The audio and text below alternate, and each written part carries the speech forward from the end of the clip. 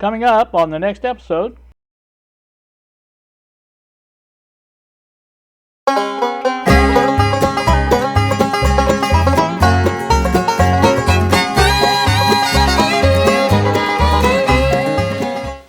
Good evening, YouTube, here on a Tuesday at 8:25 in the p.m.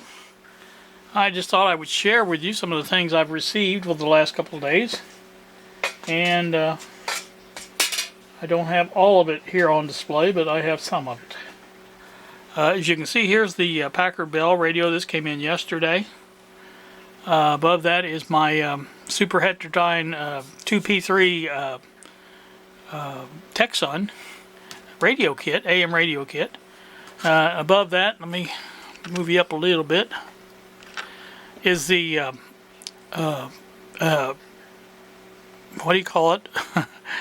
I'm trying to quit saying what do you call it so much. I say that so much. A little microprocessor, that Arduino, I couldn't think of it. This is the starter kit that Bob recommended I get, and it's full of stuff. I mean, there's just everything in the world in there, and that's a nice little kit.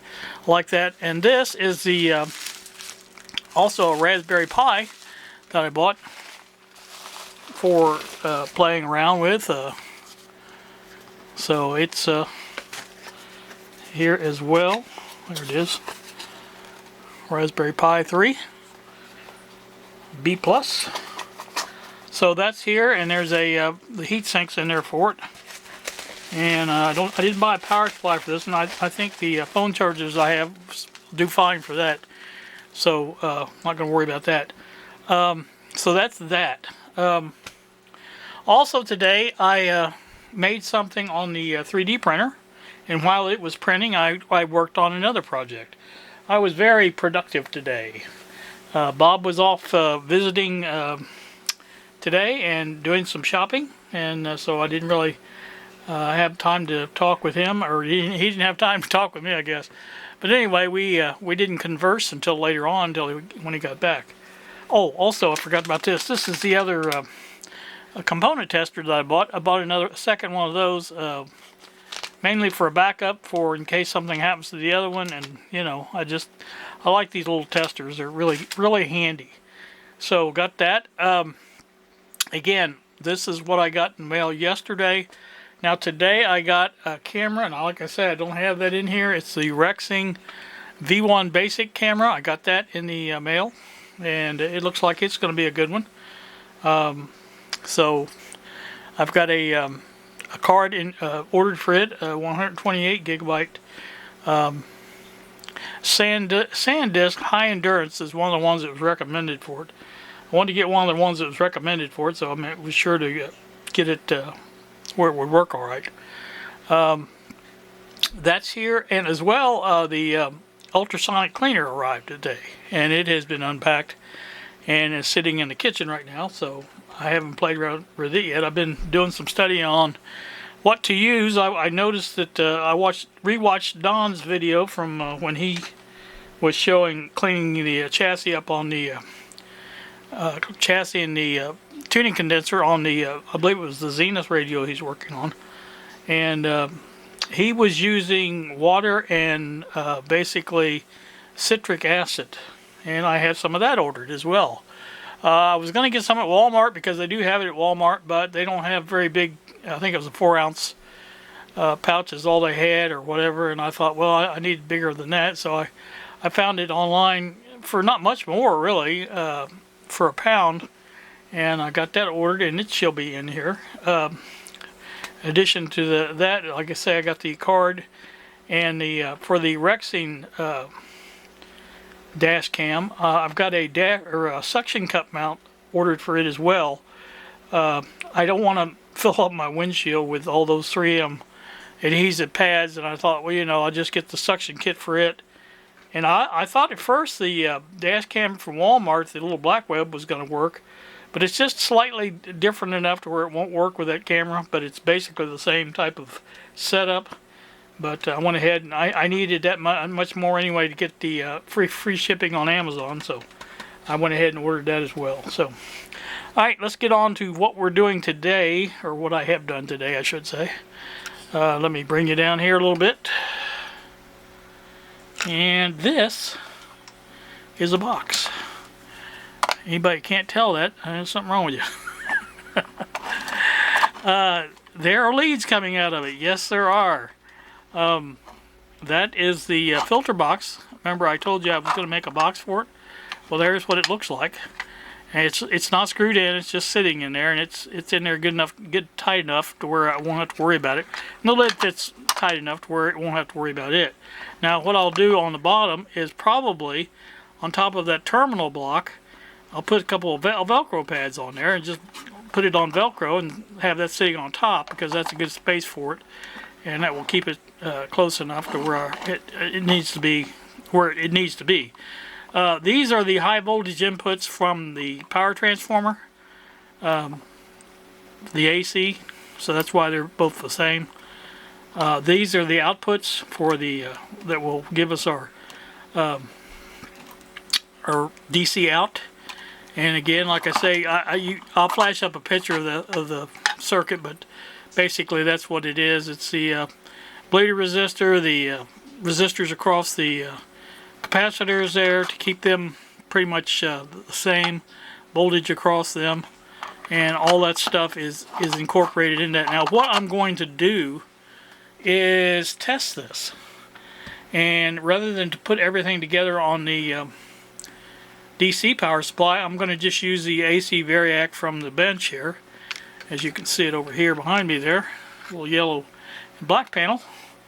And I'll just hook up our AC. Well, actually I'm going to hook it up to the power transformer. I'm going to put it up on the bench, and we'll hook it up right up to the power transformer, and then hook this into the power transformer as it should be hooked up, the filter box.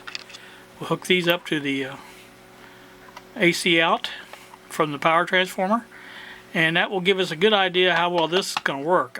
Like I said, I have one problem with this, and I'm going to show you what it is. This wire here looks okay, but this is what happened to the same piece of wire when I went to use it for the neutral connection. You can see it split the insulation right there and here, and I believe if you look on down here, yeah, there's another split in here. So I'm going to have to redo this one. It's obviously not going to work.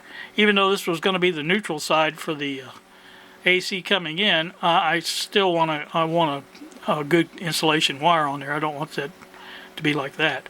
So that's the same wire as that. Now I'm hoping there's no bad spots on that, because if you get down here it looks like it's okay, but it seems like where it was near the heat that I put on there for the to do that, tin the end is where it got most of the problem, and again right here. But again, I'm hoping that that one's all right. That's why I want to test it. And like I said, it's just much easier to test outside the DC power supply, and I don't have to call that stuff up.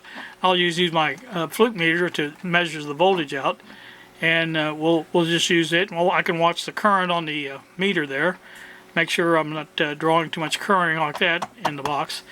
Like I say, it's all contained inside, so it shouldn't be anything get out of that. There is going to be some high voltage though with that power transformer, because it puts out 480 I believe at max. Now I probably won't go to max, but at least I'll go up high enough to where I can test this thing and make sure there's no breach in the insulation here at all. So that's basically what I want to do. So I basically have 3 slots, as you can see there in the box, and just have the wires run through there, and that way keeps them separate. And I have these together enough to where they're not together, but they're right together as far as close to being, together. So I'll do that, and that's what we're going to do. I think that's it as far as what we're going to do, but let me get this all set up and get some stuff cleaned off the bench here so we can get to it, and then we'll get to it and see what we got. Stay tuned. Alright, well, we have it hooked up, and as you can see there, I have a 16.3 volts going into the power transformer, and let me show you that.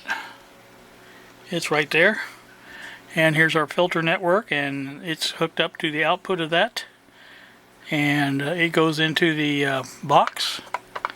There's no abnormal current draw. I'm drawing 0.01 amps. And so at this point right here now, the power transformer is putting out enough to supply the DC at 97 volts.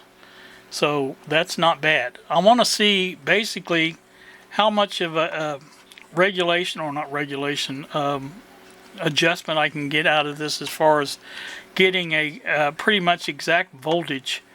Obviously when you load the circuit down, there's going to be, this is an unregulated power supply, so when you load the circuit down, it's going to be a little bit different. But again, I think what we've got there is pretty much it's a indication of what we're going to be able to do with this. I want to get this down to something a little lower. I want to see how well it comes down. It comes down really nice. And there, I'm going to put down 75 volts and see if I can get that on there. How hard that is.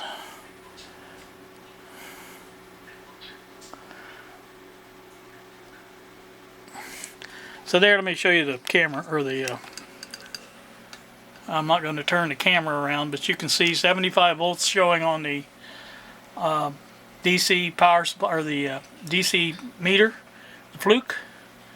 And that's exactly what I wanted. It was not hard to get that, and at that voltage I'm putting 12.5 volts into the power transformer, and that gives us 75 volts DC out. So that's working very well. So I think what we're going to do is go up to a little bit higher and see what happens. Let me, I'm just going to call out the other, and let's just do it this way. You can watch the meter, but I've already had it up to 100 volts on this. So there you go. That let me get it up to keep an eye on that current meter in case that goes up all of a sudden. There's 150 volts out. That's 25.5 volts in to the power transformer. So this is working rather well, I do believe.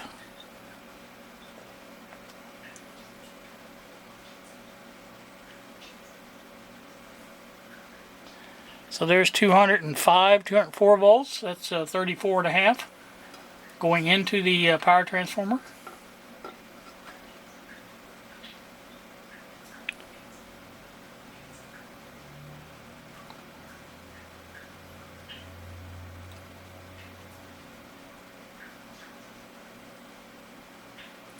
There's roughly 50 volts going into the power transformer. 200 or 300 volts basically coming out. I have 0.02 amps being drawn. Keep in mind that's just basically transformer current, as a leakage current, whatever you want to call that. Eddy current. I don't know what they call it exactly, but there's a name for it. But that's just the windings, between the windings leaking a little bit. But that's a good indication. That's the highest I'm going, because I think it shows right there that everything is working just fine. And so I don't really think there's any need to go any higher, because obviously it's working, and it's not drawing any current, any exaggerated current, and it is working very well. So I'm very happy about that. Very pleased indeed. So this is what I wanted to do. I wanted to make sure that everything was working. Because we want to make sure, before we go in all the trouble of hooking everything up and putting it all installed into the MFP, that would be a bad time to find out there's a problem. So, like I said, it's just easier to do this way. Now, I noticed the voltage going up and down. That's the line voltage varying. We were down right at around 50 volts.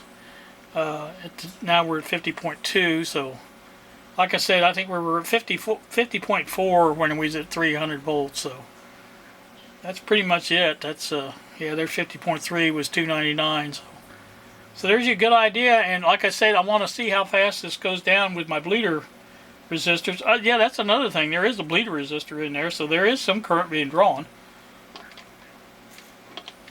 Not a lot, obviously. At 0.02, that's 20 milliamps. So let me take this down real quick. You watch the meter there and see how fast this comes down. I'm going down to 0 as fast as I can. Alright, there's 0. Going down pretty good. not quick as you know maybe I'd like it, but that's with the resistors that we have in there. That's a good leakage current, or a good, you know, drawdown current, I think. So yeah, that's going to work just fine. And the thing of it is, like I said, I like the fact that it is pretty adjustable. Now, of course, this is a more infinitely adjustable variac than the small one I've got, but at the same time, I think as easy as that one was to adjust, I think the other one will be just fine. So we're down, like I say, 2.2 volts on the variac, which is basically off. And that's coming down, but it's coming down slow. As it gets towards the zero, it will be a little slower. But no heat, no nothing from the filter box, which is another thing I kind of want to see. Now that's another thing. This thing probably won't generate any heat at all until I put a load on it. And even then, the max load is going to be an amp on this. So, and that's going to be probably more than the transformer will put out. But that's probably as far as it would go. So that's kind of what we're looking at. So that's a good test, and I think I'm happy with that. And like I said, I wanted to do that while I had it out before I go to all the trouble of installing everything. I wanted to make sure those wires were good, and they do appear to be holding up just fine. And so that's that. Now, one thing I've noticed, let me bring it back over here. That I don't have them pushed together. I just have them sticking in there to make contact. You can see here, I can take them apart, how easy they come apart. Like that. So this one's probably a little bit more harder to get apart. Not really. There you go. So there you go, there's that. See, that's another thing. Yeah, that's still got 1 volt on it with nothing hooked up. That's still what's on the capacitors inside the box. So yeah, that's good. That's working good. I'm happy about that. Very happy. So anyway, that's that. Let me turn this off. We don't need that on anymore. Take and unhook everything. But that's a good test of everything to make sure it's working. And I'm happy that it is working. So one more step closer to getting the MFP done.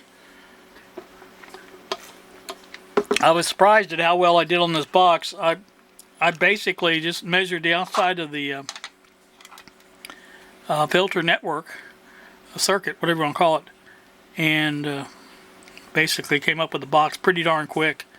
And it's a nice tight fit. There's no heat in there, by the way, on resistors. Well, that's good. So, but like I said, it just it came out just fine, and even the top, I was surprised at how well it fit.